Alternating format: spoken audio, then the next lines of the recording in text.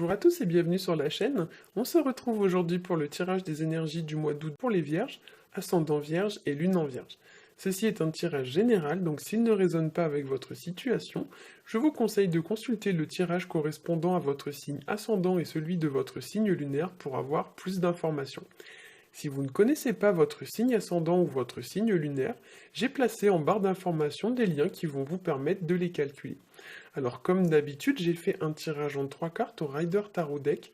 La première carte va correspondre au début du mois, la seconde carte va correspondre au milieu du mois, et la dernière carte va correspondre à la fin du mois.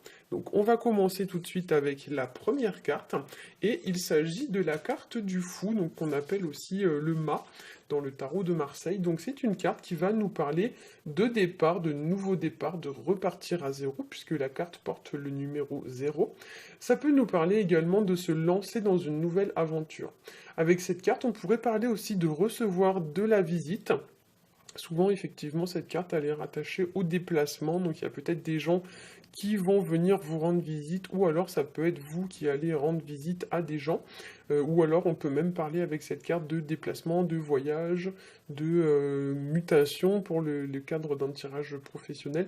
Il y a vraiment l'idée de changement et de bouger avec cette carte, hein. Cette carte peut nous parler également de se détacher en fait de tout ce qui va être superficiel, tout ce qui va être matériel. Ça nous parle aussi de profiter de la vie, ça nous parle de légèreté, ça nous parle également de saisir une nouvelle opportunité, hein. Vraiment voilà, de se concentrer sur l'essentiel et de se délester des choses qui nous encombrent un petit peu le corps et l'esprit, hein. Le fou va aussi nous parler de ne pas accorder d'importance à ce que disent les autres ou alors au regard des autres. Il y a l'idée voilà qu'on est vraiment comment dire, on est vraiment soi-même, on ne prête pas attention à ce que disent les autres. Cette carte va également vous inviter au regard d'une situation à prendre des risques ou alors à passer à l'action, à oser. C'est vraiment une carte active, hein, c'est pas du tout une carte passive. Et au contraire, elle vous met en garde justement contre la passivité et l'inaction. Attention quand même à la précipitation et à l'impulsivité parce que c'est vrai que souvent un petit peu dans ces mauvais aspects, la carte du fou c'est la personne qui va foncer tête baissée sans réfléchir. Et comme on le voit ici, vous voyez, le personnage a la tête en l'air, il avance, mais il voit pas qu'il y a un ravin juste devant et il est pratiquement en train de tomber dedans, hein. Donc effectivement, c'est typiquement la personne qui se lance sans réfléchir. Et au contraire, la carte vous dit que l'action c'est bien, mais il faut pas non plus foncer sans réfléchir, hein. Le fou, c'est aussi une carte qui va nous parler, comme je l'ai dit, de mouvement, de déplacement. Donc pour certains, peut-être, il y a des vacances ou des choses comme ça. Il y a l'idée un peu avec cette carte de passer du bon temps, hein, de profiter de la vie. C'est une carte assez légère. Voilà, c'est une carte très très chaleureuse en plus, qui est vraiment de saison. Également avec la carte de la force qui est juste à côté, on voit deux cartes avec un grand soleil. Donc effectivement, pour certains, il y a des vacances qui sont prévues. Ça peut nous parler pardon, aussi de ne pas se prendre inutilement la tête pour des broutilles, notamment quand la carte de la force est située juste à côté. Il y a un peu l'idée de tourner le dos un peu au ragot, au conflit. On se prend pas la tête avec ça, vraiment, on fait sa vie de son côté sans accorder d'importance un petit peu à ce que font les autres. La carte du mât, dans certains cas, peut aussi nous parler un petit peu d'isolement, de se retrouver un peu seul, alors que ce soit votre choix ou pas.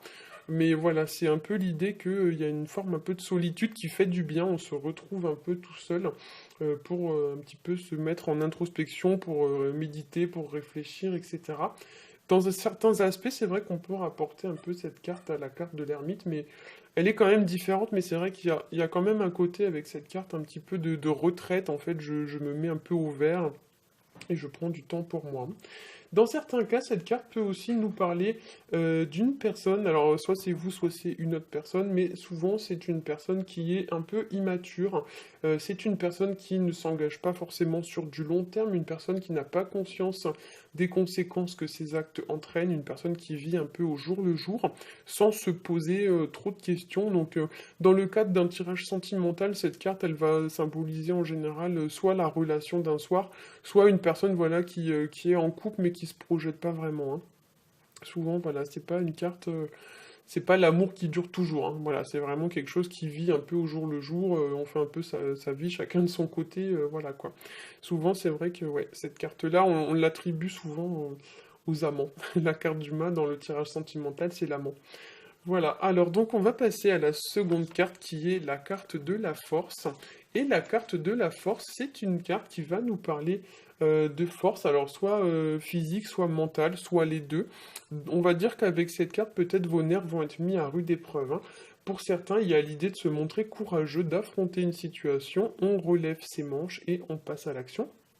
Il y a l'idée un peu, voilà, de peut-être de prendre des risques aussi, de reprendre le contrôle d'une situation, de reprendre les choses en main. On s'affirme avec la carte de la force, on ne se laisse pas marcher sur les pieds, hein.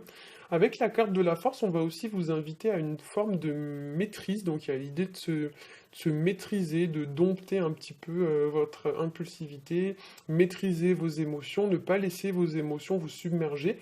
C'est vous qui reprenez le contrôle, hein, donc il y a l'idée un petit peu de reprendre une certaine forme d'assurance et d'estime de soi. C'est vraiment une carte d'affirmation et vous ne laissez personne vous dicter votre conduite, hein.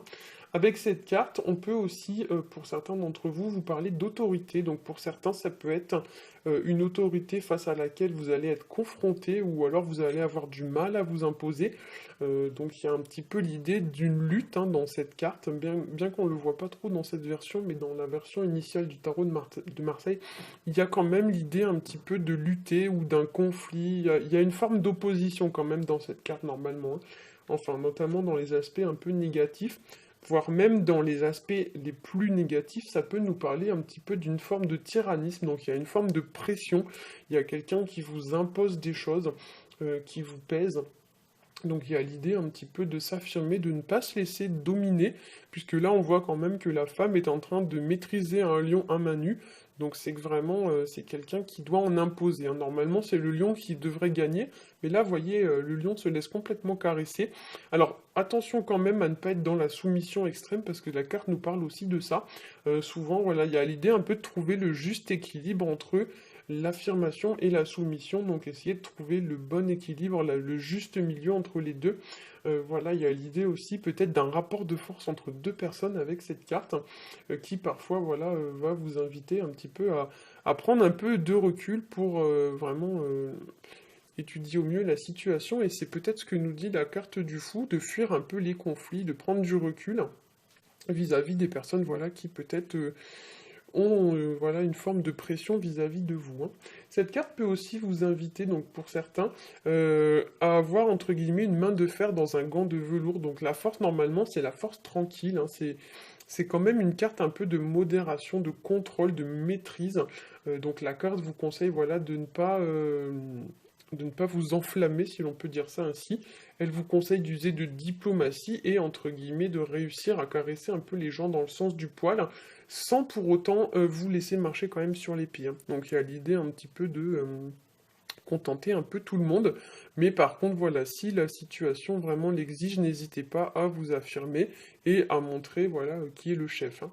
Alors, au niveau de la dernière carte, alors ne prenez pas peur, je sais que souvent vous avez peur de cette carte, mais c'est pas forcément une mauvaise carte, c'est la carte de la mort. Donc la carte de la mort, alors bien sûr, ça ne veut pas dire que vous allez mourir, heureusement. Ça nous parle surtout d'une fin, mais c'est la fin d'un cycle en général. C'est quelque chose de symbolique, c'est la carte de la transformation. La carte de la mort, il faut la voir vraiment comme la chenille qui devient papillon.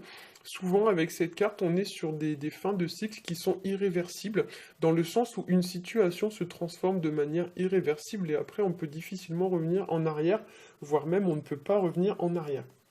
Alors avec cette carte, on va parler aussi d'une remise en question. Ça peut être une situation à laquelle on va apporter un changement radical, que ce soit temporaire ou définitif. Avec cette carte, on a aussi un peu l'idée de faire du tri, hein, dans ces relations. Donc pour certains, voilà, on s'aperçoit qu'il y a des gens autour de nous qui, entre guillemets, ne servent à rien, qui n'apportent pas de très bonnes choses. Donc on met un terme à des situations ou à des relations qui ne conviennent plus. On fait un peu le ménage et on passe à autre chose, hein. La carte de la mort peut aussi nous parler d'une situation qui va nous tirer un petit peu vers le bas, voire une situation qui nous met en colère. Vraiment, on a un peu cette idée aussi de colère avec la carte de la force. Il y a vraiment l'idée d'une situation qui nous pousse à l'action, mais immédiate, hein. C'est vraiment, on est tellement en colère qu'on agit immédiatement. Et ici encore, attention à l'impulsion, parce que du coup, vous pourriez peut-être après le regretter, hein. Avec cette carte, pour certains, on pourrait parler aussi d'une période de crise où on va devoir se poser les bonnes questions donc pour envisager le futur et prendre les bonnes décisions qui s'imposent à nous.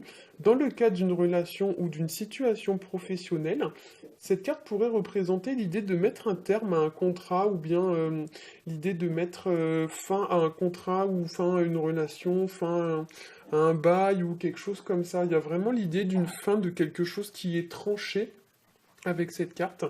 Donc voilà, c'est vrai que des fois, cette carte-là peut nous parler de situations ou de contrats qui sont tranchés. Il y a vraiment l'idée d'un temps mort hein, pour certains d'entre vous aussi.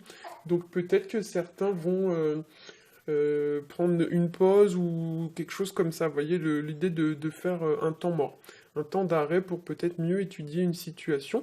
Et comme on le voit, vous voyez, à l'arrière de la carte, donc là, la carte est très sombre, elle est sur un fond gris, donc normalement, elle est sur un fond noir, donc c'est la nuit. Ici, vous avez, voyez, un soleil qui va vous indiquer quand même l'idée que après la pluie vient le beau temps. Donc des fois, c'est vrai qu'il y a des situations qui ne sont pas faciles à gérer, mais ensuite, une fois que le plus dur est passé, après vient le soleil à nouveau. Donc il y a l'idée qu'il ne faut pas non plus s'apitoyer sur son sort. Ça fait partie un peu du cycle de la vie. Il y a des fois des moments qui sont plus ou moins faciles à passer, mais pour autant, comme je l'ai dit, voilà, la carte de la mort, c'est vraiment une carte de renaissance, de transformation, de changement. Il faut pas la voir comme quelque chose de négatif. Elle peut l'être dans certains cas, mais c'est pas forcément... Souvent, même si la situation, on va dire, sur le coup, elle est vécue difficilement, ce qui fait que vous allez, avec la carte de la mort, avoir l'impression que c'est vraiment dur à surmonter. Avec le recul, vous allez vous apercevoir que finalement c'était nécessaire et c'était vraiment pour votre bien. Pour autant, ça rendra pas la situation plus facile à vivre pour autant, hein. Mais avec le recul, après, on s'aperçoit que cette situation, ce changement était vraiment nécessaire et qu'il était bénéfique pour vous. Voilà, j'espère que ce tirage aura su vous éclairer. Si c'est le cas, n'hésitez pas à liker, à partager et à vous abonner. Pour ma part, je vous souhaite à tous un très bon mois d'août et je vous dis à bientôt.